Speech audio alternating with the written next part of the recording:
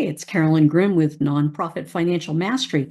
What I'd like to talk about today is something that's so critical for nonprofits, and that is internal controls. So let's dig into what internal controls are and why it's so important.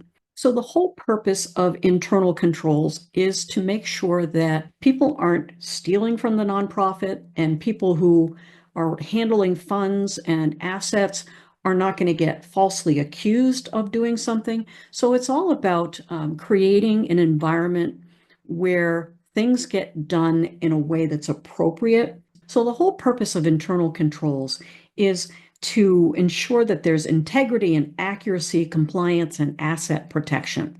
And what that means is that we're trying to set up processes and procedures, the way that we do things, in a way that prevents fraud, it minimizes errors, and it ensures efficiency.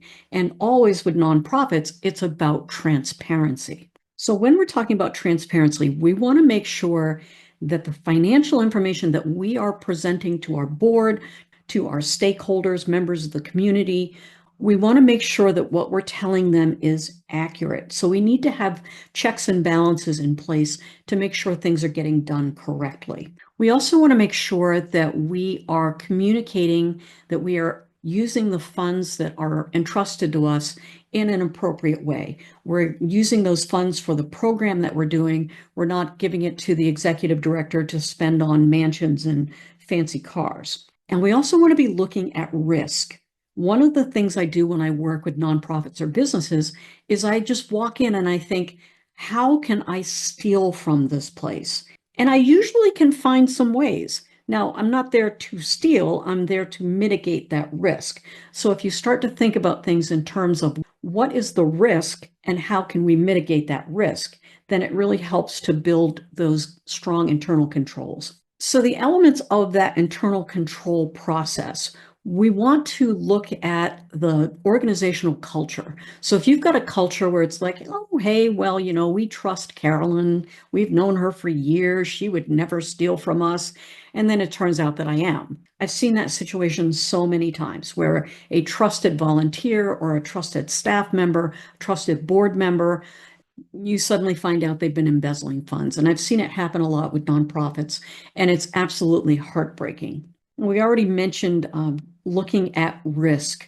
What are the risks? What are the things that can go wrong? This is where you want to put your most negative board member, right? Have them look at the risks. What could possibly go wrong? You want that person that knows all about bad luck, how things can happen, how good things can turn bad. You want people to be looking at the possibilities of what can go wrong so that you can make sure that you're analyzing how serious that is and putting measures in place to protect the nonprofit.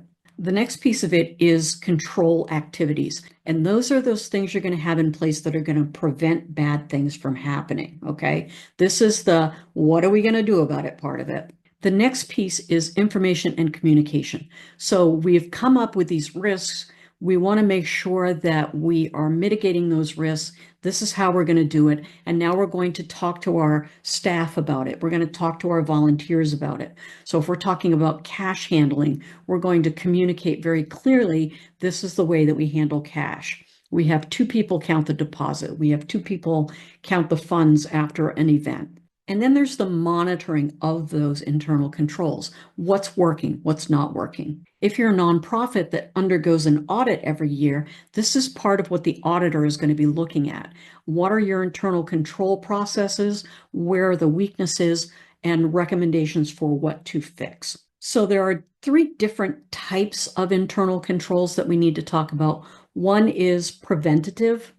We want to make sure that stuff doesn't happen. So for example, if we are talking about our financial records, we want to make sure that we are reconciling our bank accounts every month because that is a way of deterring errors or catching them very quickly. The second type of internal control is detective controls. So this is actively looking for errors, and that can also be part of doing a bank reconciliation. It can be something simple like that. But we want to make sure that there are checks and balances in place. So if there is a mistake, it gets caught as soon as possible. And then corrective controls are where we say, okay, there's a problem. Our auditor said we need to do this.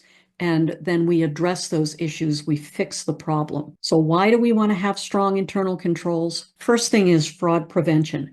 It limits financial mismanagement. So for example, in your nonprofit, you may have an internal control that says one person cuts the checks and another person, maybe the treasurer on the board, signs those checks. And the person signing the checks is looking at the invoice that goes along with the check to make sure that seems like it's a legit expense. It also allows for operational efficiency, effective resource use. Now, this is a big thing for nonprofits, is making sure that the resources that we have are being used effectively. We don't want to have a big fundraiser and then find out later on that $10,000 walked out the door because we didn't have two people counting the funds at the end of the event. And regulatory compliance, that's us saying, okay, these are the accounting rules that we need to abide by. These are the terms of the grant that we have to follow. Those are the compliance parts of it where we're making sure that we are following rules and regulations. Now, all that sounds really good. I don't know if you know this, but nonprofits tend to have limited resources for implementing these internal controls. You've only got one person on staff, so how are you going to have two people count money at the end of an event? Your nonprofit may not be big enough to have a full-time finance director. So maybe you need somebody like me, a fractional finance director who can work with your organization. You also may have resistance from your staff, from your board. Like, we've always done it this way and it's never been a problem. Why are we going to change?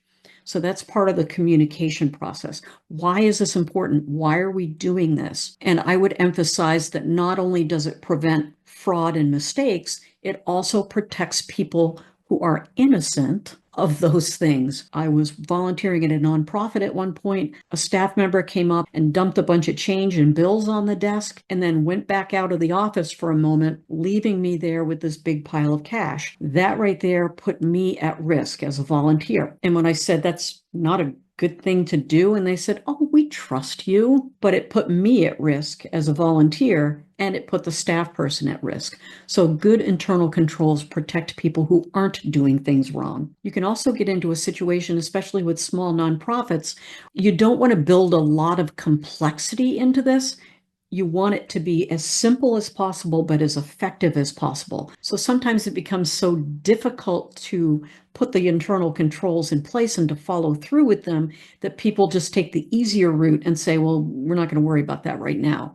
So that complexity has to be balanced with the resources of the organization as well. So how can you implement effective internal controls? The first thing is to look at how you're doing things now. How do you manage approving invoices, cutting checks, signing checks, doing bank reconciliations?